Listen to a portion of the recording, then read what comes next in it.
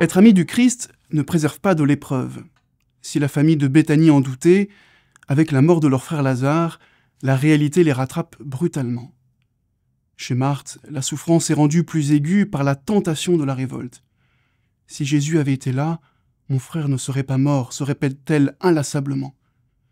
Chez Marie-Madeleine, bien que la douleur soit vive, elle semble pourtant apaisée par sa foi ardente, une foi qui va émouvoir Jésus lui-même. Il a bien l'intention de réveiller son ami Lazare d'entre les morts. C'est la raison pour laquelle il a attendu quelques jours de trop avant de prendre la route pour Béthanie. Mais outre la consolation de Marthe et Marie, le miracle qu'il s'apprête à faire a surtout pour but d'éveiller la foi de ses disciples et celle des Juifs. Mais l'opération n'est pas sans risque. Rien n'indique qu'elle soit gagnée d'avance. Le danger ne vient pas du fait d'aller se jeter dans la gueule du loup, en allant en bordure de Jérusalem, là où l'on cherche à le tuer.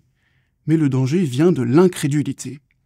Va-t-il trouver assez de foi dans cette contrée pour pouvoir faire ce prodige?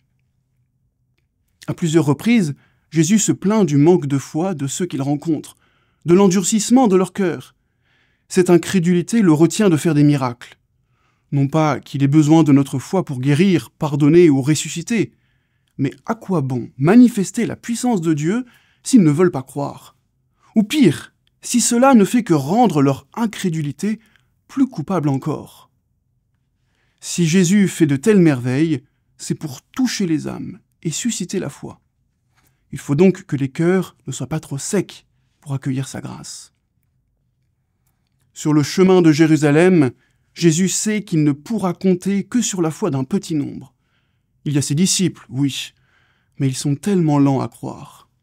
Certains ne semblent toujours pas comprendre qui il est véritablement. Finalement, ce petit nombre risque de se réduire à Marthe et Marie.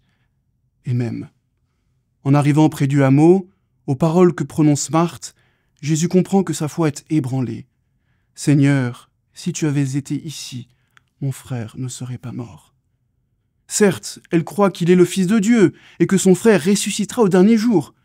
Mais aller plus loin n'est pas imaginable. Elle se refuse à penser que son frère puisse ressusciter, là, maintenant, sous ses yeux. Cette idée est pure folie. Prévenue discrètement par sa sœur, Marie-Madeleine accourt vers lui.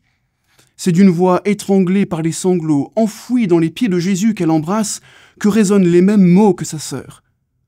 Pourtant, la tonalité n'est pas la même.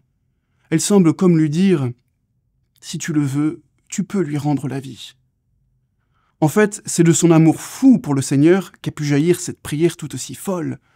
Il fallait bien être passé soi-même de la mort à la vie pour croire et oser demander que Lazare sorte du tombeau. Alors, il n'y a plus de raison d'attendre davantage. Le voici ce point d'ancrage que Jésus attendait, ce témoin de la foi qu'il cherchait pour accomplir son prodige. Maintenant, il doit rendre hommage à la foi de Marie en exaucant son impossible prière et affermir celle de Marthe en lui montrant qu'il est la résurrection et la vie. Marie-Madeleine, hier, ta foi t'a sauvé. Aujourd'hui, elle a sauvé ton frère.